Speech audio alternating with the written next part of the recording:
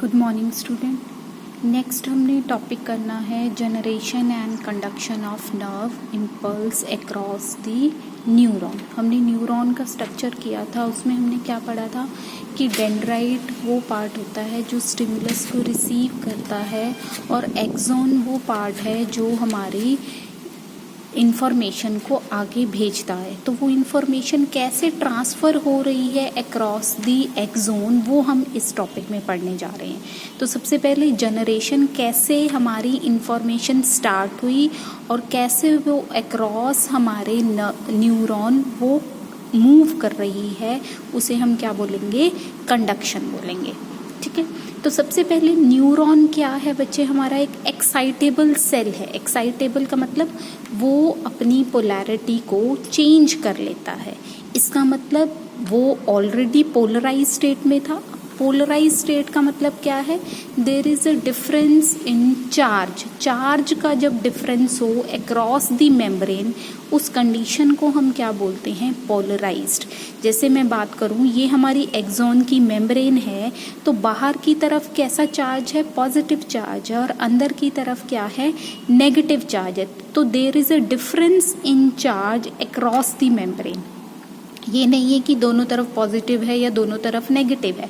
तो जैसे ही एक पॉजिटिव टर्मिनल होता है, एक नेगेटिव टर्मिनल होता है, हम उसको क्या बोल देते हैं, चार्ज स्ट्रक्चर बोल देते हैं। तो जब ये डिफरेंस हमारे मेम्ब्रेन के अक्रॉस क्रिएट हो जाता है, उस कंडीशन को हम क्या बोलते हैं, पोलराइज्ड स्टेट। मतलब बाहर पॉजिटिव है, अंदर नेगेटिव है।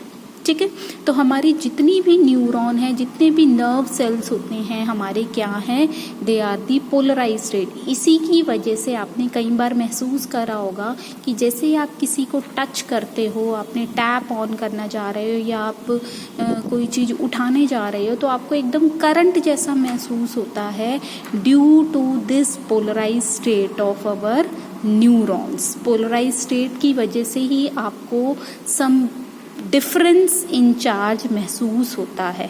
ठीक है, तो डिफरेंस इन चार्ज क्यों है, क्योंकि हमारी मेम्ब्रेन्स क्या हैं, नर्व्स की, पोलराइज्ड हैं। तो अब ये पोलराइज्ड क्यों है, पहले वो देखते हैं। जितनी भी न्यूरॉन्स हैं हमारी, उनमें एक पैसेज एरिया प्रेजेंट होता है, जिसे हम क्या बोलते हैं, आयन चैनल्स बोलते हैं। मतलब इनके बीच में कुछ प्रोटीन्स प्रेजेंट हैं जो अपने अंदर से आयन्स को आने जाने देती है। अब आयन का आने जाने का मतलब क्या है, जैसे मैं बात करूं कि ये हमारा एक न्यूरॉन सेल है ना, हमने न्यूरॉन का स्ट्रक्चर पढ़ा था। मान लो ये एक्सॉन का अंदर वाला पार्ट है, तो मेम्ब्रेन को हम क्या बोलेंगे, एक्सोनल मेम्ब्रेन। ये हमारी नर्व की मेम्ब्रेन है। बाहर क्या है, बाहर क्या कहेंगे हम, एक्स्ट्रा साइटोप्लाज्म। बाहर के एक्स्ट्रा साइटोप्लाज्म, और इनर को हम क्या बोलेंगे, एक्सोप्लाज्म, क्योंकि हम एक्सॉन की बात कर रहे हैं, एक्सोप्लाज्म।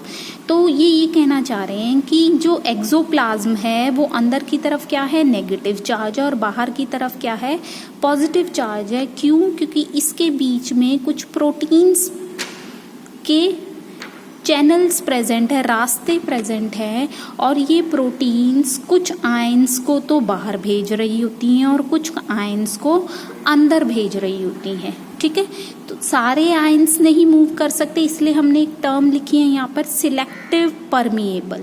सिलेक्टिव परमिएबल का मतलब है कि कुछ आयंस अंदर बाहर जा सकते हैं, सारे आयंस ट्रांसपोर्ट नहीं होंगे। कुछ ही सिलेक्ट कर रहा है कि कुछ आयन अंदर आ रहे हैं और कुछ आयन क्या हैं, बाहर जा रहे हैं। तो हमारी जितनी भी न्यूरॉन की मेम्ब्रेन है, उनमें आयन चैनल्स प्रेजेंट है जो डिफरेंट आयंस को अंदर बाहर भेज रहे हैं। तो दो तरह के चैनल्स बच्चे हमारे इस मेम्ब्रेन में प्रेजेंट है। एक लीक चैनल्स जो हमेशा खुले रहते हैं, मतलब जो आयंस को हमेशा अंदर बाहर आने जाने देंगे, और दूसरे होते हैं गेटेड चैनल। गेटेड चैनल का मतलब है कि वो हमेशा तो बंद रहेंगे। कब ओपन होंगे, जब उनके पास कोई स्टिमुलस आएगी, कोई इंफॉर्मेशन आएगी। वो इंफॉर्मेशन को हम क्या बोलते हैं, स्टिमुलस। जैसे मैं कहूँ हमें सुई चुभ रही है, तो सुई का चुभना क्या है, स्टिमुलस है। ठीक ठीक है। तो स्टिमुलस को हम किस रूप में रिसीव करते हैं, हमें कुछ टच हुआ, हम देख रहे हैं, लाइट है, साउंड हमें कुछ सुनाई दे रहा है, प्रेशर, ये सारे क्या हैं हमारे सोर्सेज ऑफ स्टिमुलस, जिसकी वजह से हमारे गेटेड चैनल्स क्या हो जाते हैं, एक्सॉन में ओपन हो जाते हैं। तो स्टिमुलस को रिसीव करने वाला पार्ट कौन सा है बच्चे, डेंड्राइट। तो डेंड्राइट रिसीव कर रहा है तो वो क्या करेगा, जैसे ही डेंड्राइट के पास स्टिमुलस आता है वो गेटेड चैनल्स को ओपन कर देगा। कैसे करेगा अभी हम देखते हैं, ठीक है। तो अभी तक हमने पढ़ा कि हमारी जितनी भी न्यूरॉन्स होती हैं they are polarise, they have charge distribution across the membrane, जिसमें बाहर की तरफ क्या है पॉजिटिव और अंदर की तरफ क्या है नेगेटिव है। तो ये जो कंडीशन है कि बाहर की तरफ पॉजिटिव और अंदर की तरफ नेगेटिव, इस सिचुएशन को हम क्या बोलते हैं, रेस्टिंग पोटेंशियल बोलते हैं। तो हर न्यूरॉन का रेस्टिंग पोटेंशियल होता है और वो कितना होता है, -70 millivolts, -70 millivolts when a charge separation across the neuron membrane is maintain. तो ऐसी न्यूरॉन को हम क्या कहेंगे, पोलराइज्ड। पोलराइज्ड क्यों, क्योंकि there is a charge distribution, बाहर की तरफ पॉजिटिव है और अंदर की तरफ क्या है negative, there is a difference in charge, polarity है कोई, पोलैरिटी हम फिजिक्स में यही पढ़ते हैं ना, there is a difference in charge. तो बाहर की तरफ पॉजिटिव और अंदर की तरफ नेगेटिव है रेस्ट पर, जब किसी भी तरह का स्टिमुलस हमें नहीं मिल रहा है तो हमारे हर न्यूरॉन का एक पोटेंशियल है, उसे हम क्या बोलते हैं, रेस्टिंग पोटेंशियल। वो कितना है, -70 मिली वोल्ट्स। अब ये रेस्टिंग पोटेंशियल किस वजह से मेंटेन है, अभी हमने बात करी कि लीक चैनल्स प्रेजेंट होते हैं, है ना, जो हमेशा ओपन रहते हैं। तो लीक चैनल, एक कौन सा लीक चैनल प्रेजेंट है हमारे न्यूरॉन में, सोडियम पोटेशियम पंप। ये पंप प्रेजेंट है, या हम कहें चैनल, चैनल बोलो या पंप बोलो एक ही बात है। सोडियम पोटेशियम चैनल प्रेजेंट है हमारे मेम्ब्रेन में। वो क्या करता है, जब भी एक एटीपी खर्च की जाती है तो 3 सोडियम आयंस को वो बाहर भेज रहा है। ये देखो, ये एक चैनल प्रेजेंट है, ये चैनल है, वो क्या कर रहा है, 2 इधर बना रखे हैं मैंने बच्चे और 3 चीजें इधर, मतलब 3 सोडियम जुड़कर बाहर जा रहे हैं। ये एरो बाहर की तरफ दिखा रहा है, तो 3 सोडियम बाहर आ रहे हैं और ये 2 चीजें अंदर आ रही हैं। क्या है ये, पोटेशियम। तो ये सोडियम पोटेशियम चैनल क्या कर रहा है, 3 सोडियम आयंस को तो बाहर पंप कर रहा है और 2 पोटेशियम आयन को अंदर की तरफ पंप कर रहा है। तो 3 पॉजिटिव बच्चे बाहर जा रहे हैं और उसके रिस्पेक्ट में क्या है, 2 ही पॉजिटिव अंदर आ रहे हैं, तो अंदर का क्या हो जाएगा, नेगेटिव हो जाएगा।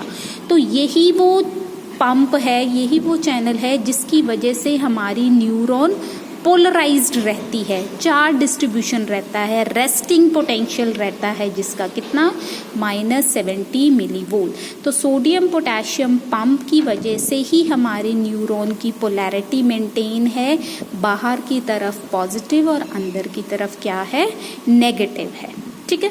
This inner side of membrane have less positive ion, thus making the negative compare to the outside. इसी को हम क्या बोलते हैं, रेस्टिंग पोटेंशियल। तो हमने क्या समझा, रेस्टिंग पोटेंशियल जो क्या है, -70 मिलीवोल्ट्स है, बाहर पॉजिटिव और अंदर नेगेटिव, वो किस वजह से है, सोडियम पोटेशियम पंप की वजह से है, जो क्या कहता है कि एक एटीपी खर्च होने पर 3 सोडियम आयन बाहर भेजे जाएंगे और 2 सोडियम आयन अंदर, 2 पोटेशियम आयन क्या आएंगे, अंदर आएंगे। तो हमारे रेस्टिंग स्टेज में हमारा न्यूरॉन हमें ऐसे दिखाई दे रहा है। अब हम बात करते हैं, हमने नर्व जनरेशन की बात करनी है, जनरेट कैसे होगा। तो जनरेट हो रहा है मतलब कोई स्टिमुलस आया, स्टिमुलस आएगा तो क्या होगी, पोलैरिटी चेंज हो जाएगी, उसी को हम क्या बोलते हैं, एक्शन पोटेंशियल। तो जैसे हमने मसल कॉन्ट्रैक्शन में किया था ऑल एंड नन रूल, कि एक minimum minimum amount of stimulus जब तक नहीं मिलेगा हमारी मसल कॉन्ट्रैक्ट नहीं करेगी। ऐसे ही हमारी न्यूरॉन भी, मतलब जब तक उसको मिनिमम अमाउंट ऑफ स्टिमुलस नहीं मिलेगा तब तक हमारा एक्शन पोटेंशियल जनरेट नहीं हो सकता, मतलब तब तक हमारी जो न्यूरॉन है वो रेस्टिंग स्टेज पर ही रहेगी। अब मिनिमम थ्रेशोल्ड का मतलब है कि इतना स्टिमुलस तो चाहिए ही चाहिए। जैसे हम कई बार क्या है, पीछे से किसी को टच करते हैं, हमने इतनी स्लो टच किया कि पर्सन को महसूस नहीं होता, तो वो क्या हुआ, लेकिन जब हम जोर से टच कर रहे हैं तो क्या होगा, पर्सन रिस्पॉन्ड करता है, और जब हम बहुत जोर से कर रहे हैं तब भी रिस्पॉन्ड कर रहा है। तो ये कहने का मतलब है कि हमें मिनिमम स्टिमुलस होना जरूरी है, मिनिमम के बाद कितना भी मैक्सिमम हो रिस्पॉन्स तो जरूर क्रिएट होता ही होता है। इसलिए हम क्या बोलते हैं, ऑल और नन, या तो पूरी इंफॉर्मेशन होएगी या बिल्कुल इंफॉर्मेशन नहीं होएगी। तो ऑल एंड नन रूल को करने के लिए क्या है, मिनिमम थ्रेशोल्ड होना चाहिए। तो जब हम पीछे से इतना स्लो टच करेंगे कि आगे पर्सन को महसूस ही नहीं हुआ, मतलब उसको स्टिमुलस रिसीव ही नहीं हुआ, तो जनरेशन होगी ही नहीं। लेकिन जब हम ऐसे टच करें कि पर्सन को महसूस हो रहा है, स्टिमुलस रिसीव हो रही है, तो वो हमें रिस्पॉन्ड करता हुआ भी दिखाई देता है। तो minimum stimulus is required to generate the nerve impulse. तो मिनिमम जो स्टिमुलस होती है उसे ही हम क्या बोलते हैं, थ्रेशोल्ड स्टिमुलस, जो कितनी है, -60 मिलीवोल्ट्स, -60 मिलीवोल्ट्स, जो कितनी ज्यादा है एक्शन पोटेंशियल से, 10 मिलीवोल्ट्स ज़्यादा है। मतलब ये अप्रॉक्सीमेट 60 के पास, ये 55 भी हो सकता है, तो अप्रॉक्सीमेट 60 मिलीवोल्ट्स, ये साइन किसका है, अप्रॉक्सीमेट का है। तो जब इतना स्टिमुलस प्रोवाइड कराया जाएगा नर्व को, डेंड्राइट इतना स्टिमुलस रिसीव करेगा, तो जैसे ही इतना स्टिमुलस रिसीव किया, हमारे क्या है, गेटेड चैनल, अभी हमने बात करी थी ना, गेटेड चैनल ओपन हो जाएंगे। तो गेटेड कौन सा चैनल ओपन हो जाएगा बच्चे, सोडियम चैनल ओपन हो जाता है, जिसकी वजह से सोडियम क्या है, अंदर की तरफ मूव करेगा। ये देखो, ये पहले हमने इनिशियल स्टेजेस में क्या है, पोलराइज स्टेट दिखा रखी है। जैसे ही -60 मिलीवोल्ट स्टिमुलस मिला तो क्या हो गए, सोडियम गेटेड चैनल ओपन हो गए और अंदर की तरफ क्या मूव कर गया, सोडियम आयन, है ना। अब पोलैरिटी क्या हो गई बच्चे, चेंज हो गई। जो पहले अंदर नेगेटिव था अब वो क्या बन जाएगा, पॉजिटिव बन जाएगा, है ना। इसी को हम क्या बोलते हैं, इसको हम बोलेंगे डीपोलराइजेशन। देखो ये लिखा हुआ है डीपोलराइजेशन, मतलब यहाँ पर अंदर की तरफ पॉजिटिव हो गया और बाहर की तरफ क्या हो गया, नेगेटिव, क्योंकि अंदर ज़्यादा पॉजिटिव चार्ज आयंस अंदर आ गए हैं, तो बाहर पॉजिटिव आयंस क्या रह गए, कम रह गए, तो बाहर नेगेटिव हो जाएगा और अंदर क्या हो जाएगा, पॉजिटिव हो जाएगा। इस स्टेट को हम क्या बोलते हैं, डीपोलराइजेशन। और यहाँ पर हमारा क्या है, एक्शन पोटेंशियल जनरेट हो गया। पहले रेस्टिंग पोटेंशियल था, अब क्या स्टार्ट हो गया, एक्शन पोटेंशियल, जो कितना होता है, अप्रॉक्सीमेट +30 मिलीवोल्ट्स। मतलब अब हमारी न्यूरॉन जनरेट इंफॉर्मेशन जनरेट कर चुकी है जब एक्शन पोटेंशियल जनरेट हो जाता है, ठीक है। तो जैसे ही एक पॉइंट पर एक्शन पोटेंशियल जनरेट हो जाएगा तो नेक्स्ट क्या होगा, वो अब न्यूरॉन हमारी पूरी लंबी है, एक्सॉन पार्ट में क्या है, उस पूरे एरिया पर वो इंफॉर्मेशन ट्रांसफर होनी चाहिए, आगे मूव होनी चाहिए। तो नेक्स्ट जो स्टेप आएगा हमारा, प्रोपोगेशन ऑफ नर्व इम्पल्स। तो अब ये देखो, मान लो हमने 2 पॉइंट्स ले लिए बच्चे, ए और बी।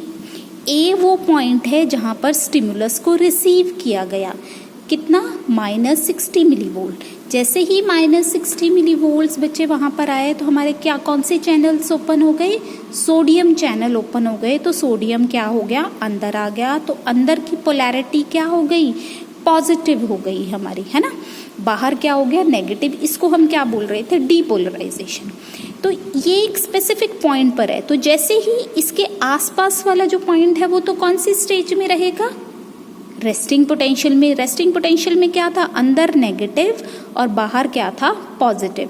तो ये पॉजिटिव इस नेगेटिव के पास जाएगा, ये पॉजिटिव इस नेगेटिव, तो ये इलेक्ट्रिक करंट एक क्या है, सर्किट, सॉरी इलेक्ट्रिक सर्किट ये कंप्लीट होगा, पॉजिटिव नेगेटिव, तो ये एक पूरा सर्किट डेवलप हो गया, जिसकी वजह से क्या होगा, ये इंफॉर्मेशन जो ये पॉजिटिव वाली इंफॉर्मेशन थी वो कहाँ पर ट्रांसफर हो जाएगी, अब बी पर ट्रांसफर हो जाएगी। तो बी का अंदर पॉजिटिव हो गया, बाहर क्या हो गया, नेगेटिव हो गया। तो अब ये स्टिमुलस ए से कहाँ ट्रांसफर हो गया, बी पर। ऐसे ही नेक्स्ट होगा, ये देखो यहाँ से ये सर्किट, यहाँ से ये पूरा सर्किट कंप्लीट हो गया, तो ये पॉजिटिव कहाँ आ जाएगा, यहाँ, और ये पॉजिटिव इधर चला जाएगा, तो ये क्या हो जाएगा, नेगेटिव। तो स्टिमुलस बी से कहाँ चली जाएगी, सी के पास। तो ऐसे हमारे एक्सॉन पर क्या है, ये आगे मूव होती चली जाती है, ठीक है। तो इस तरीके से प्रोपोगेट हो रही है हमारी बाय कंप्लीटिंग इलेक्ट्रिक सर्किट। तो एक पॉइंट से दूसरे पॉइंट पर हमारी क्या है, एक्शन पोटेंशियल ट्रांसफर हो रही है। तो एक्शन पोटेंशियल जब ट्रांसफर हो रही है उसे हम क्या बोलेंगे, प्रोपोगेशन बोलेंगे। तो अब जो पिछला पॉइंट है जहां पर स्टिमुलस रिसीव हुई थी, वहां पर क्या होएगा बच्चे, अब हम यहाँ पर पॉजिटिव बना रहे हैं, है ना। पॉजिटिव मतलब it is retaining again resting potential. तो रेस्टिंग पोटेंशियल अटेन करने के लिए क्या होगा कि जो पहले सोडियम चैनल्स ओपन हुए थे, है ना, जैसे ही हमारा स्टिमुलस रिसीव हुआ था तो हमारे सोडियम चैनल्स ओपन हुए थे, लेकिन अब सोडियम चैनल क्लोज हो जाएंगे और कौन से चैनल्स खुल जाएंगे, पोटेशियम चैनल्स खुल जाएंगे, जो पोटेशियम को बाहर की तरफ मूव करेंगे, ठीक है। तो जिसकी वजह से बाहर पॉजिटिव जा रहा है, तो क्या अंदर दोबारा से क्या हो जाएगा, नेगेटिव हो जाएगा। इसी को हम क्या बोल रहे हैं, रीपोलराइजेशन। हम दोबारा से पोलैरिटी वाली स्टेट को अटेन कर रहे हैं। कौन सी पोलैरिटी वाली, जो हमारी रेस्टिंग पोटेंशियल था। रेस्टिंग पोटेंशियल में क्या था कि बाहर की तरफ पॉजिटिव था और अंदर की तरफ क्या था, नेगेटिव था। तो पोटेशियम आयंस चैनल्स ओपन होते ही पोटेशियम आयन बाहर मूव करेंगे, जिसकी वजह से बाहर पॉजिटिव हो जाएगा और अंदर नेगेटिव हो जाएगा। इस स्टेट को हम क्या बोलते हैं, रीपोलराइजेशन, ठीक है।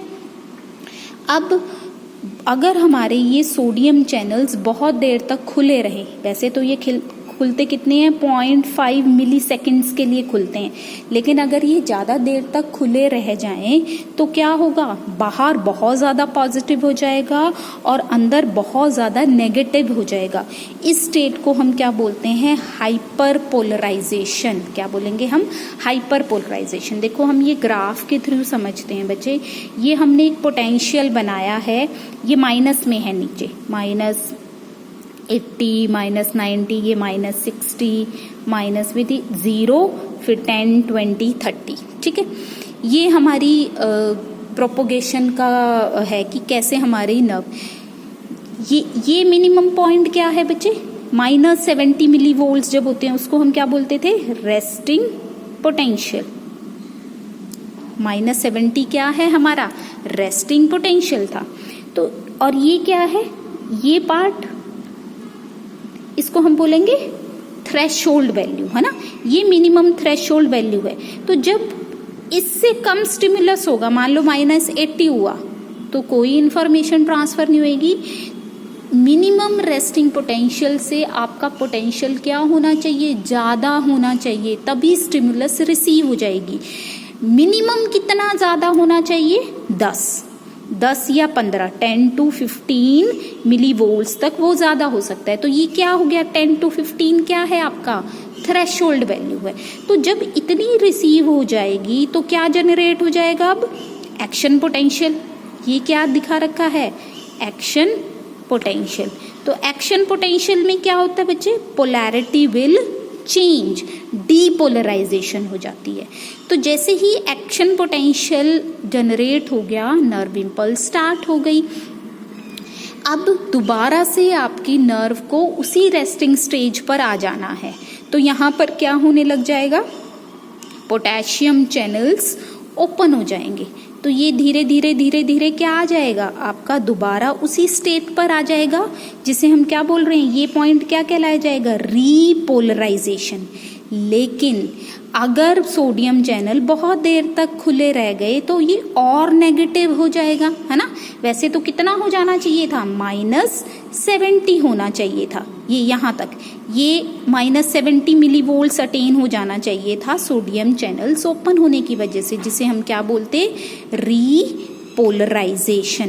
लेकिन जब सोडियम चैनल लंबे समय तक खुले रहेंगे तो पोटेंशियल हमारा और कम हो जाएगा और नेगेटिव चला जाएगा। मान लो ये -90 मिलीवोल्ट्स हो गया, तो इस स्टेट को हम क्या बोलेंगे, हाइपर पोलराइजेशन, मतलब अंदर की तरफ ज़्यादा नेगेटिव क्रिएट हो गया है। ठीक है, तो ये स्टेट क्या कहलाई जाएगी, हाइपर पोलराइजेशन कहलाई जाएगी। तो ये क्या है, ग्राफिकली हम हमारे नर्व इम्पल्स को स्टडी कर रहे हैं।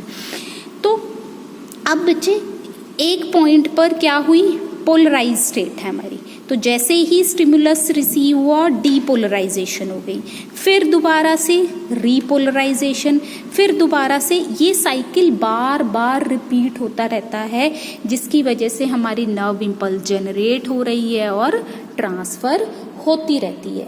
तो ये जो प्रोसेस है बच्चे, डीपोलराइजेशन और रीपोलराइजेशन का, ये सारा प्रोसेस इतना फास्ट होता है कि 1 to 5 मिली सेकेंड्स लगते हैं इसको कंप्लीट होने में। तो हमारा जो इंफॉर्मेशन है इतनी फास्ट ट्रांसफर होती है from a stimulus to the axon. Axon से इतनी फास्ट ट्रांसफर होएगी जब कोई एक्सॉन स्टिमुलस को रिसीव करेगा। तो ये जो साइक्लिक चेंजेस हैं, पोलराइजेशन, डीपोलराइजेशन, देन रीपोलराइजेशन, ये सारा क्या है, हमारा नर्व इम्पल्स जनरेट और कंडक्शन कहलाता है। ठीक है, तो हमारी जो ये इतना फास्ट होता है, तभी तो हमें टच करते ही हम दूसरे को रिस्पॉन्ड करते हैं, तभी हम पलट कर देख रहे हैं। पलट कर देख रहे हैं मतलब ये इंफॉर्मेशन हमारी ब्रेन तक चली भी गई और वापस हमने रिस्पॉन्ड भी कर दिया। तो मिली सेकेंड्स या माइक्रो सेकेंड लगते हैं ये सारे काम करने में। इसलिए हम क्या कह सकते हैं कि हमारी जो नर्व कंडक्शन है वो बहुत फास्ट होती है, कोई लैप नहीं है। दूसरी चीज हमें क्या ध्यान रखना है, पहली जो स्टेट होती है दैट वाज द पोलराइज्ड, उसे हम रेस्टिंग पोटेंशियल कहते हैं। फिर उसके बाद हम क्या बोलते हैं, एक्शन पोटेंशियल, जिसे हम डीपोलराइजेशन।